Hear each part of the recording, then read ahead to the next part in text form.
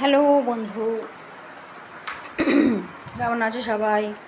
আজ একটু রিলে মন দিয়েছি, তোমাদের সাথে একটু কথা বলতে এসেছি বিভিন্ন রকম লুকে। টিপটা থাকবে, ট্রিটটাও থাকবে। অনেকে অনেকে আমাকে অদ্ভুত প্রস্তাব দিচ্ছে, ভাবছে আমি বোধ হয় আনম্যারিড। যা সেখানে আমি একটু বড়ো করে শুরু করেছি পড়েছি।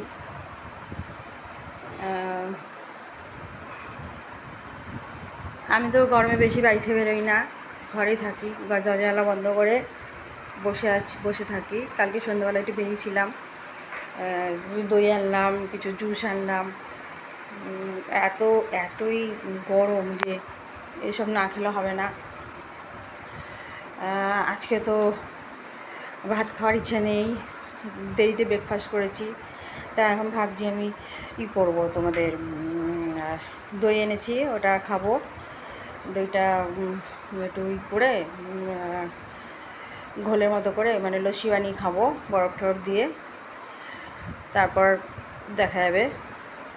আপাতত আমি ঠান্ডা খাবারই পক্ষপাতী, যে গরম পড়েছে, আর এর চেয়ে বেশি কিছু খাবো না। সকালে আমি পাউরুটি কলা চা এসব খেয়েছি, সেজন্য দেরি করে খেয়েছি, সেজন্য আমার এখন খিদে নেই। স্নান করে নিয়েছি। Tata, have a nice day.